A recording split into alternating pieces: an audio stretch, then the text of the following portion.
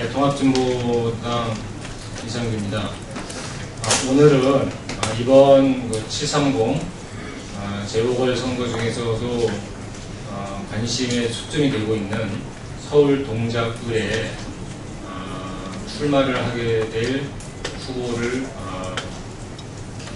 소개하고 출마 기자회견을 하는 자리가 되겠습니다. 진보당 후보는 아니고요. 노동당 김종철 후보, 민주노동당 시절에 다 같이 함께 활동했고 또 당 대변인으로서 이곳 정론관에서도 여러 활동을 한 바가 있습니다. 그래서 김종철 후보 출마 기자회견을 하겠습니다. 먼저 노동당 이용길 대표님이 오셨는데요. 대표님 말씀 먼저 듣겠습니다. 네, 안녕하세요. 노동당 이용길 대표입니다. 지난 6.4 지방선거는 세월호 민심이 제대로 반영되지 못한 선거였다, 이렇게 평가합니다.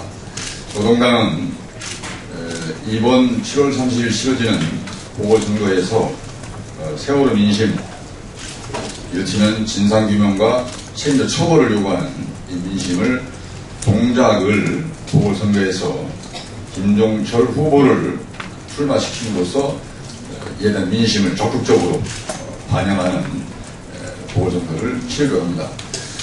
이번 보궐선거에서 현재 14곳이 확정돼 있고 2곳은 확정을 기다리는 중입니다. 14곳 중에 공직 후보를 출마하기 위해서 국회의원 사퇴를 했기 때문에 보궐선거가 이루어진 것이 물경 10군데입니다. 새누리당이 7군데, 그리고 새정치민주연합이 2군데, 무소속 1군데로 확인되고 있습니다. 저는 이번 보궐선거 치름에 있어서 그동안 논란도 되었었지만, 선출직 공직자가 사퇴함으로 말미암아 이루어지는 보궐선거에서의 비용 등에 대한 논란이 진행된 바가 있습니다. 노동당은 동작을에서 사퇴한 정몽준 전 의원과 새누리당 그리고 나머지 8곳에 대해서 당 입장을 이렇게 밝히고자 합니다. 우선 동작을에서 2년 4년 임기 중에 절반 정도를 채워 사퇴한 정몽준 의원은 동작을 선거로 말미암은 비용, 국가 재정의 비용을 정몽준 의원이 책임져야 된다, 이렇게 말씀드리고, 정몽준 의원을 동작을에 출마시켜서 4년 임기에 국회의원으로 당선시켰었던 새누리당은 동작을에서 후보를 출마시켜서는 안 된다, 이런 주장을 드림과 동시에 7곳의 새누리당, 2곳의 새정치민주연합도 각각의 지역에서 선거 비용을 충당할 뿐만 아니라 후보를 내지 말 것을 노동당의 이름으로 충고하고 말씀드립니다. 동작을 김종철 후보 선거에 적극적인 관심과 지지 성원을 당부드립니다. 고맙습니다. 네, 그럼 바로 이어서 김종철 후보 출사표를 듣도록 하겠습니다. 예, 참 오랜만에 왔네요. 예전에 진보신당 대변인 할 때 오랜만에 많은 사건 기억이 나는데, 오늘 이 자리에 이렇게 소개를 해주신 이상규 의원님한테 감사드립니다. 그리고 저는 참고적으로 경력에 보도자료에 이제 드렸지만, 민노당 대변인 그리고 진보신당 대변인을 했고요. 지금은 노동당 동작구 당협위원장을 맡고 있고, 2008년, 2012년에 그 지역에서 총선 후보로 출마를 해서 지금까지 지역정치 활동을 해오고 있습니다.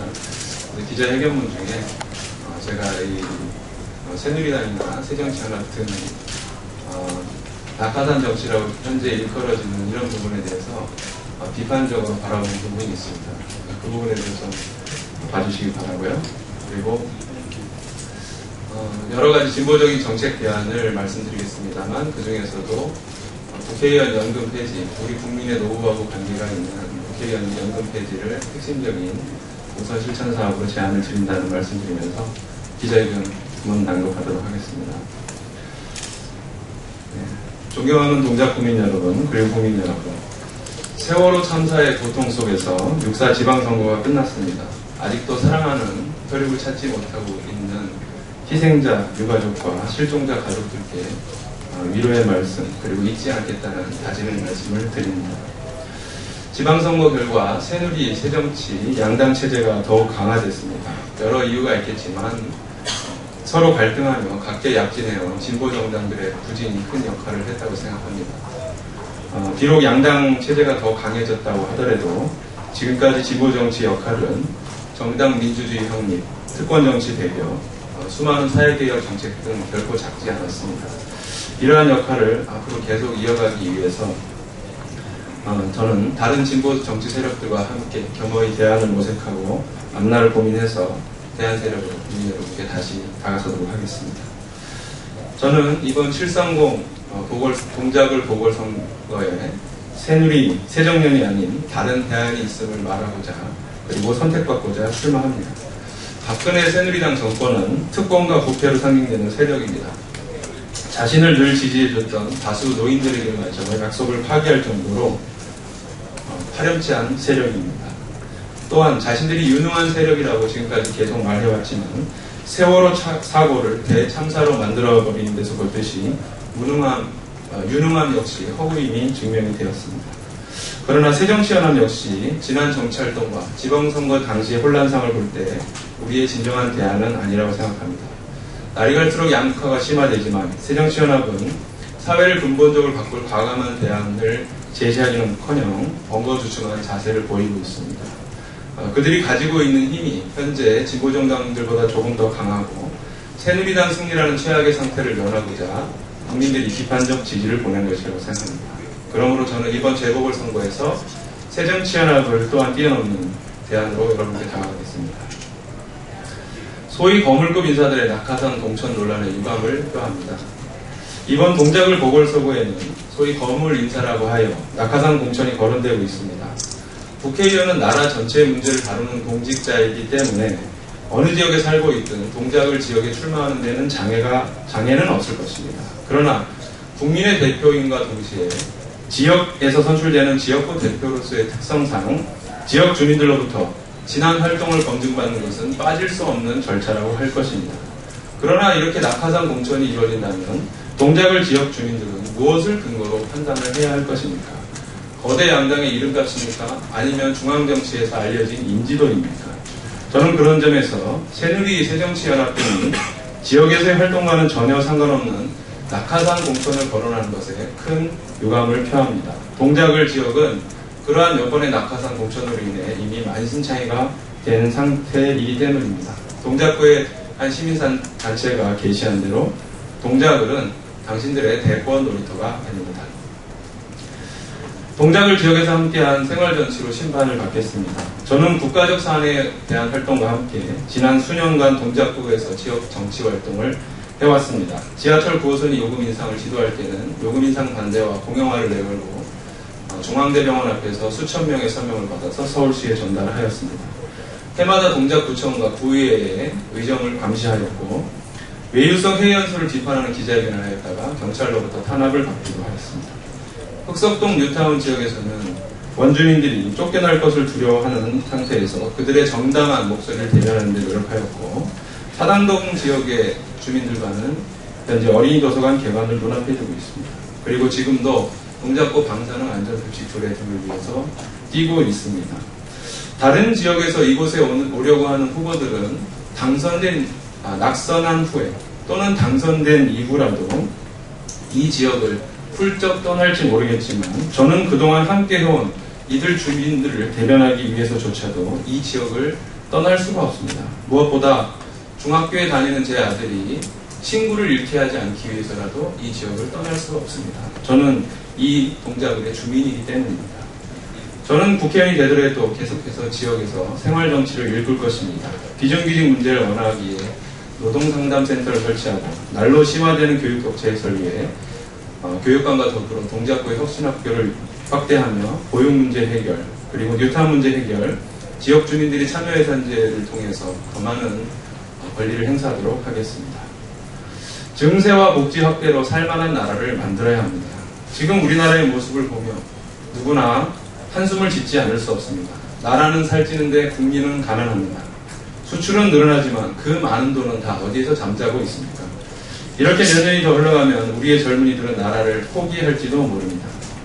저는 국회의원이 되면 진보 정치의 여러 대안을 실천할 것입니다. 비정규직 철폐와 정규직화, 교육 불평등 해소를 위한 국공립대 통합과 고교 평준화 실현, 의료 공공성 확대 등 진보 정치가 지금까지 다듬어온 많은 대안들을 실천할 것입니다. 그러나 제가 국회의원이 되면 다른 무엇보다도 앞서 하고 싶은 것이 있습니다. 그것은 국회의원 연금 폐지입니다. 국회의원 연금, 정확히 말하면 대한민국 헌정의 연금은 국회의원들이 품위 있는 노후를 누리기 위해 만든 제도입니다. 전직 국회의원이 생활고에 힘들어 하는 것을 본 현직 국회의원들이 국회의원이 이렇게 비참한 노후를 맞이해야 하다니 하면서 만든 제도입니다. 그러나 국민 여러분, 그리고 국회의원 여러분, 품위 있는 노후, 최소한의 인간다운 노후가 국회의원만이 누려야 할 특권입니까? 그것은 우리 국민 모두가 원하는 것입니다. 우리나라의 노인 빈곤율은 세계 최고이고 그 결과 자살하는 노인이 세계에서 가장 많은 나라입니다. 하기 저는 국회의원들이 일반 국민들의 노후는 내팽개치고 자신들만 안정된 노후를 누려서는 안 된다고 생각합니다. 정말 자신들의 노후가 걱정된다면 국회의원뿐만 아니라 모든 국민의 노후를 보장하게 하기 위해 법과 제도를 바꾸고 예산을 마련해야 합니다. 그리고 그것을 가능케 하기 위해서는 부유층과 대기업에게서 세금을 더 걷는 누진 증세를 실시하고 기초노령연금을 보편적으로 확대, 급여 수준도 노인 기본소득 수준인 30만 원 이상으로 늘려야 한다고 생각합니다.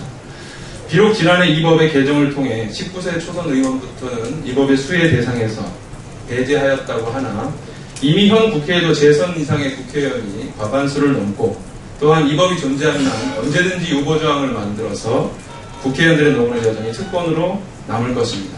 그러므로 국회의원 연금을 폐지하고 일반 국민들의 노후를 보장하기 위한 단호한 개혁을 단행해야 합니다. 국민들의 행복이 공직자들의 행복과 일치하게 만드는 것, 그것이 오늘 이 땅을 살아가는 공직자의 의무입니다. 존경하고 사랑하는 동작을 주민 여러분, 저는 그동안 제 활동과 앞으로의 비전을 말씀드렸습니다.